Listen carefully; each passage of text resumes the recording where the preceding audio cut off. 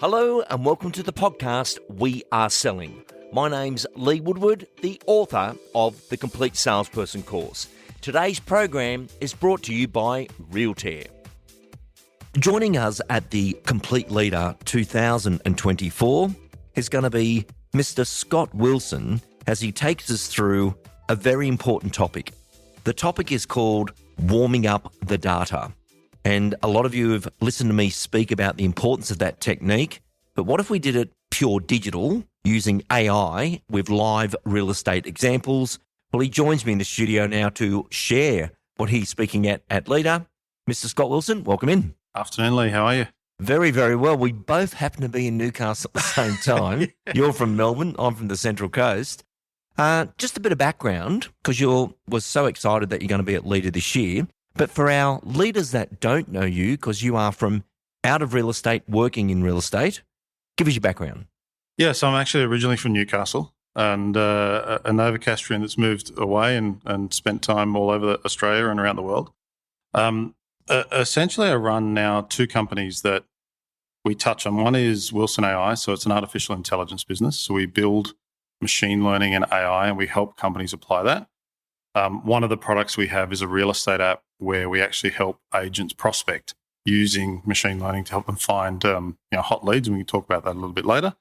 And the other company is Amplifier, which is a digital marketing agency. So we do web development, Google search. So when you talk about warming up leads, any leads coming through social media, TikTok, Google, that's what we're essentially generating for real estate agents today.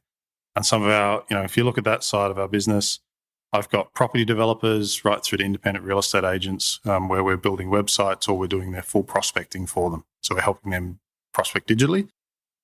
We also do things like where you're advertising the portals. So you might be using domain and REA. We're placing that advertising. So one of our largest clients in Sydney is Toga Group. So they're the commercial developer. There are about 9 projects across. Probably the most famous is the Atlassian building. They're currently building all of that, and they've got the Adina hotels and a mixed-use residential, and then we do all the marketing and web development for them.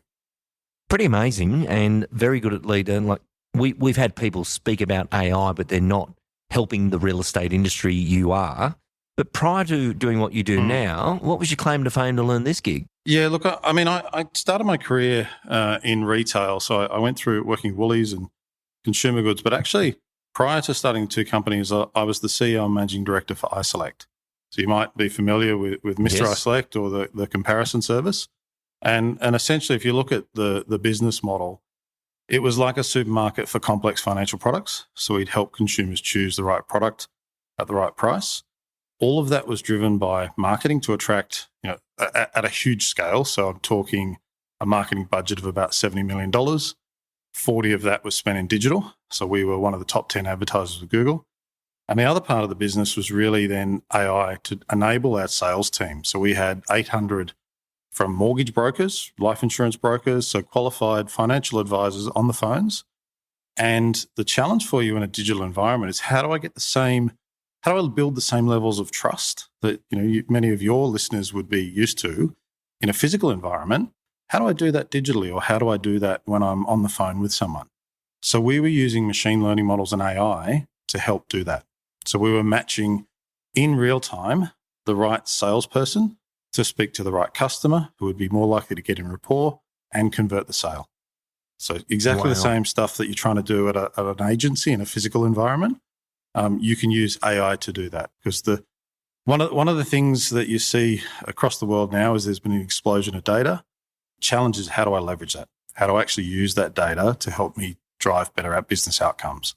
And I think that's where, when I left iSelect, I saw the curve AI was about to boom. And we're probably seeing now over the last 12 months, it's becoming to the mainstream where people are like, I don't know what I need to do, but I know I need to do something. And I need to start to use AI to help me. And there's been some great platforms, in the real estate industry in the last 12 months that are starting down that path, but we're still really early stages.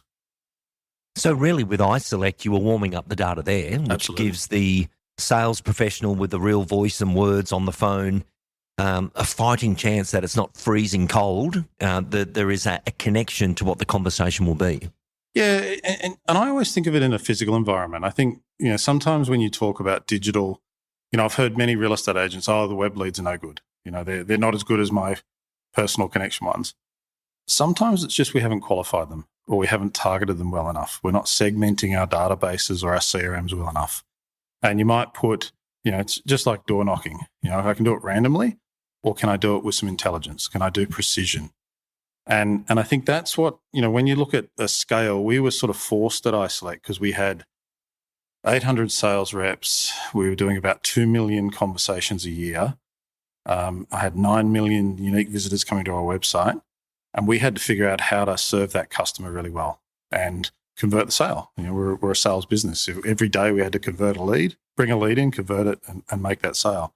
If we didn't, the business stopped. So exactly the same pressures, just at a much different scale to what you're facing. At a single operator level, they've still got to generate leads. How am I doing that? Is it traditional models? Am I doing letterbox drops, door knocking, etc.? Or am I on TikTok?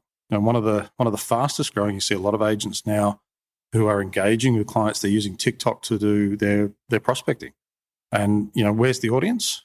The number one platform in Australia right now, and this was just released in February, for viewership hours watched is TikTok. 42 hours a month people are spending on TikTok. Next closest is 21 hours. Wow. So if you're not there, and I think that's how are you engaging with the customer? What platforms are you using to do that? Whether it's, wearing out the soles on your feet, or am I prospecting using Google? Am I on REA? Am I on TikTok? Once I've got the lead, how do you know which one's hot and which one's not?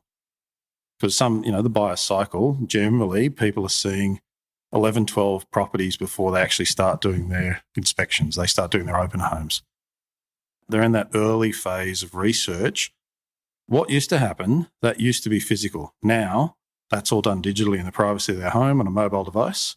They're looking at properties. They've got their criteria. Once they've narrowed it down, then they're moving into the funnel. And I look at that and I get excited because we do a lot of vendor-paid advertising digitally.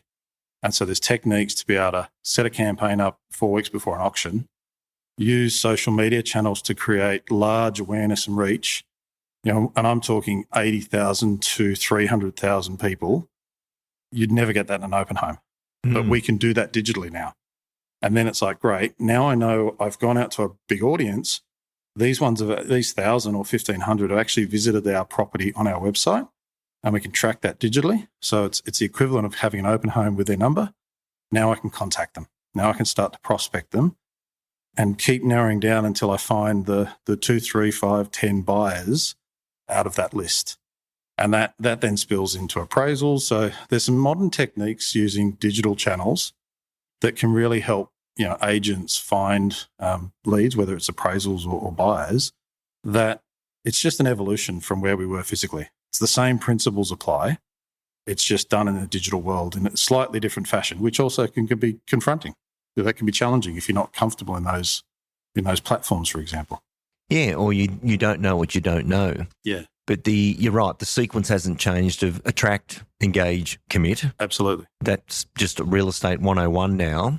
What will you be sharing with the audience at Leader? And for those leaders who are running these big teams but haven't really bought into the AI world as yet, what will you be sharing? Yeah, look, there's a couple of things. We'll talk about how do you attract using digital. So if you like the website, the digital channels, how do I warm up a lead and get the right audience?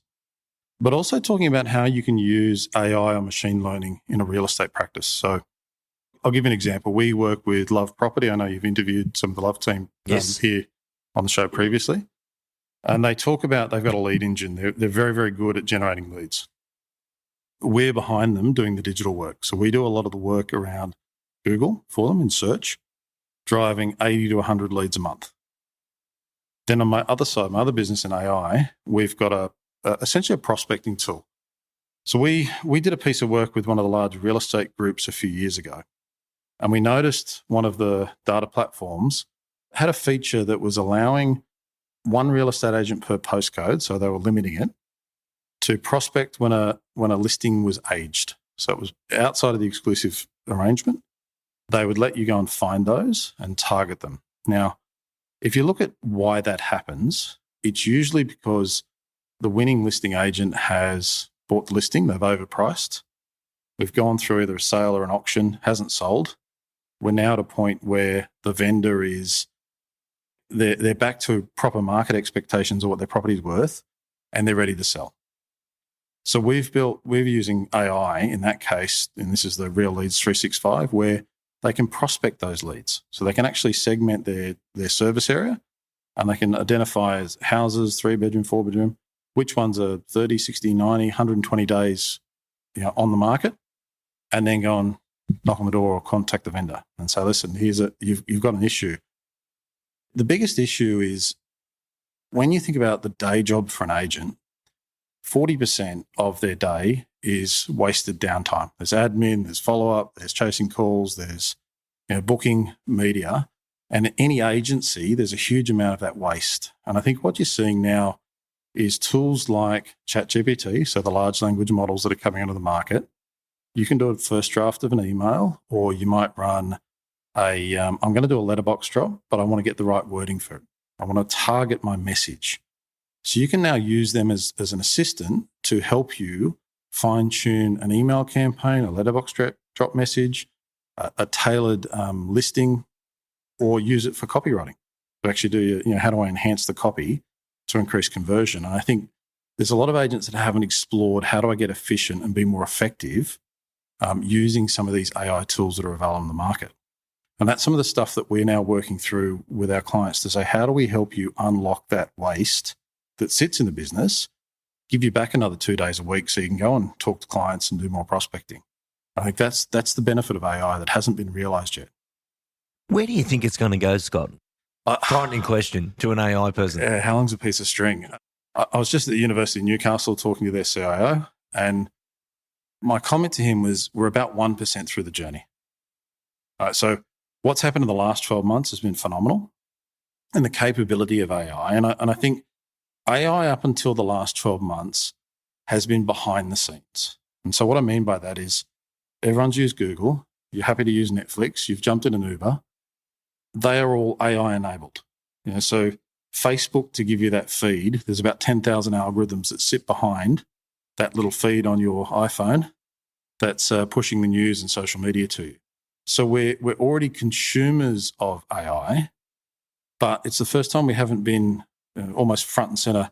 How do I use AI in my business? Yeah. And what's happened in the last 12 months is the large language models, so ChatGPT or now Google's Gemini, are putting it within touching reach.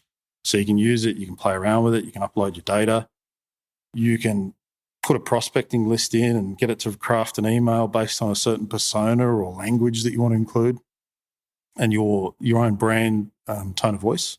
So I want to write this copy for this email blast in my tone of voice. So you can do that stuff and it makes you really, really efficient. We're 1% through the journey. And that's exciting because, I'll give you an example I'll give you a live example from iSelect. When I joined the business, we had 410 staff. We grew it to over 1,000. Our revenue went from 120 to 185 million. Our profit went from 5 to 22.5. So despite my headcount going from 400 to over 1,000, my cost of doing business came down from 32% to 17% because the AI made our sales team, more efficient. So they could do more by just getting rid of all the waste. And I think what we're seeing over the next 12 to 18 months, and it's really now, is companies and individuals are going, how do I leverage that? And it's no longer, I need a team of data scientists to help me do this. It's, there's a tool there that I can use by renting it. Spend my $20 to subscribe to ChatGPT, and I'm ready to go. I think the issue you're still seeing is people don't know how to ask the questions. And in AI, that's often referred to as prompt engineering. So how do I engineer a question to get the AI result to give me the right result? That's going to become easier. So they're working at the moment where almost the end user's inability to ask the right questions shouldn't matter. The AI should be able to figure that out. And it is getting better and better, like daily at the moment. But if you look in a real estate agency, we used to spend a lot of money on copywriting, a lot of money on photography, a lot of money on prospecting. Right now, there's models where you can generate images or 4K videos from text. I don't need production teams. I don't need studios. I don't need television crews. I can create them. And I did this with Steve at Love the other week. I literally opened up my phone, spoke into ChatGPT and said, I want you to create an image of a typical beach house at Merewether, New South Wales, Newcastle. First version came back. That was pretty good. I said, okay, now I want you to do it in a 35mm camera at sunset on this aspect. So just like you'd say to a photographer briefing them, and it didn't take that image, it created a new one. And I showed it to Stephen, who's the principal at Love. And he said, oh my God, that's Merewether. And it was for, someone from Newcastle to go, there's a text, voice. In this case, it was voice to text that's completely created an image that you went, you know what, a little bit of extra work, you could probably publish that. So this image has been completely crafted and created from nothing. That's amazing. And actually, I was in with Steve the other day and we were talking about yourself and AI in the future.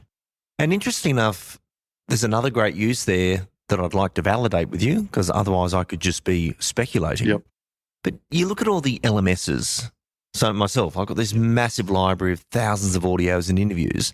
But, one of Steve's agents should be able to rock into the Complete Snack app and say, I'm having trouble with prospecting. I'm not good with my words. What audios or visuals are in the Lee Woodward library that I could use now? Absolutely. And fixing search and indexing would be amazing.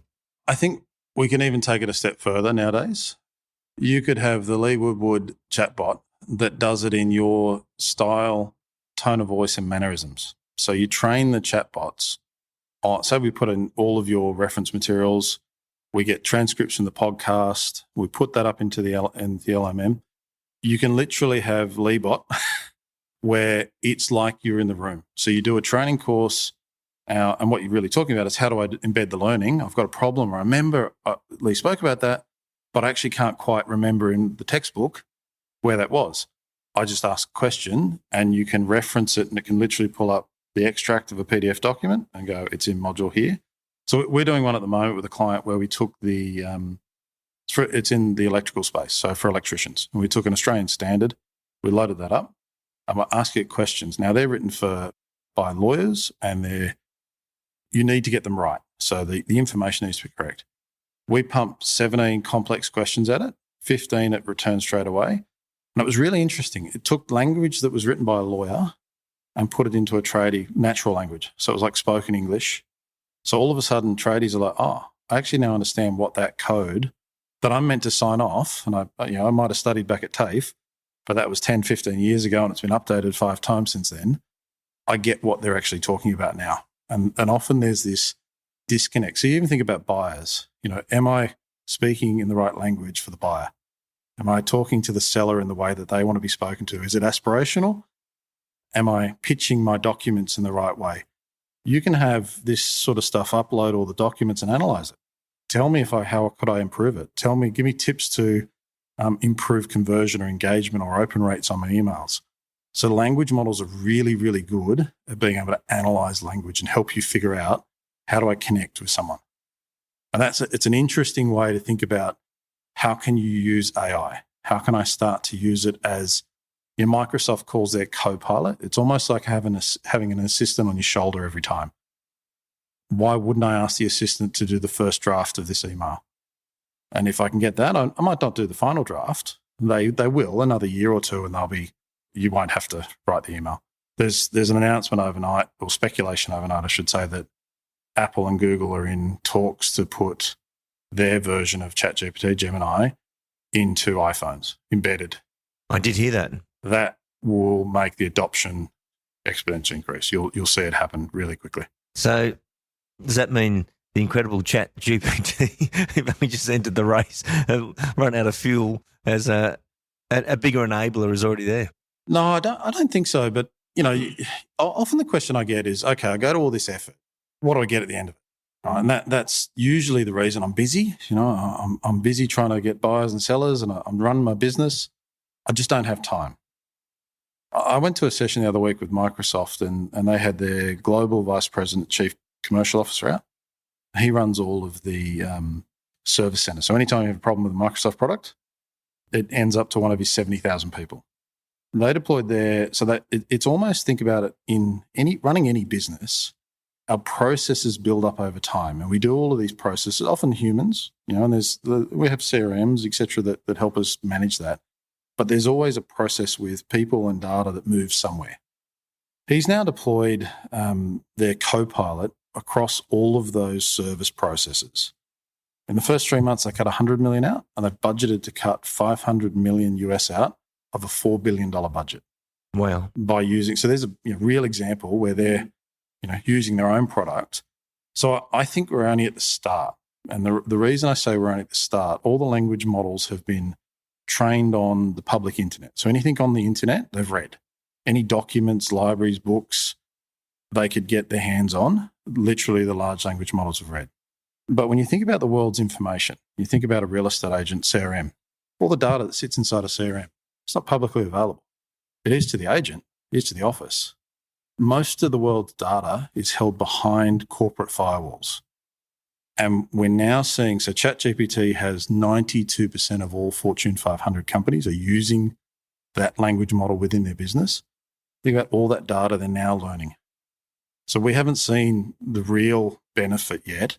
We've been playing with them, but now we're moving to where, the Microsoft guy had an interesting, it was at the Australian Institute of Company Directors, and he said, directors, I haven't seen this level of disruption event in my 30 years of being in technology. He said, and I'm using the word disruption intentionally because there will be companies that use AI and get comfortable, and there'll be the ones that are out of business. It's getting to quite binary because those companies that get used and see it as an enabler of their business and get rid of all the waste and downtime, they're the ones that will get the disproportionate benefits. They'll get more leads, they'll get more sales. The ones that don't and try and stick traditional, you just won't be able to compete. And that becomes a reality in an AI world. You can't compete on the same footing as a company that's cut 40% of their operating costs out of waste. Yeah, it's like that analogy of two carpenters and one's using a hammer, the other one's got a nail gun. You can't do the same things within your job each day. Spot on. And we see that in digital. Can you prospect traditionally? Sure. Is it easier to say to Google, here's all of my prior sales, here's the demographics of who they are, go and find me more prospects like that. I mean, you can do that these days using their AI tools. So I'd like to find more people that are likely to sell their house. You literally can run campaigns on that. You can conquest competitors. You can reach out to prospects and put them in a pool that we retarget. So we go back and keep advertising to those warm prospects. So it's, and all of this is enabled by AI. And so we're seeing, coming back to where we started, which is the warming up the leads. I think having that right, the digital presence, your brand, and making sure that you've got, we talk about it being see, think, do. So we want customers to see us, we want them to think about us, and we want them to take an action, do. And so are you doing marketing that's driving mental availability? So your customers are aware of you, because 95% of customers aren't in the market today. It's the same reason we do, like anniversary cards when we're prospecting. Yeah. You might not be selling today, but maybe in 5 years you will be. Yeah, you got to refresh your name and stay connected. Correct. And that's the marketing theory, is that 95% is actually who you're marketing to. There's only over 5% of an audience, and this is any category, doesn't matter what the industry is, who's actively buying. So they're almost bottom of the funnel. They're ready to go. But if you can have that, increase the number in that 5% by increasing your marketing, when they drop in and they're ready, that's when you start to go, right, am I the brand? Have I got salience? So do they think about me as the agent in my area in Gosford, that when I'm ready to sell, I'm picking up the phone and I'm ringing you. And so a lot of the tools nowadays are designed in digital marketing to help you manage that funnel, so drive awareness, get you to think about it, and then drive conversion. Sometimes companies spend a bit too much time at the bottom of the funnel and forget that you've got to keep filling up your funnel. Couldn't agree more. And Scott, this is why at Leader it's going to be a great session. And warming up the data is such an interesting topic. But what data is now is, when this never changes in real estate, you don't have to be good, you have to be there. And Couldn't agree more. Being there, AI is enabling that in a massive way. We just need to learn as an industry how to embrace it. But Scott Wilson, thank you for the pre-chat about speaking at Leader, and we look forward to your keynote presentation. Thanks, Lee. I'll see you then.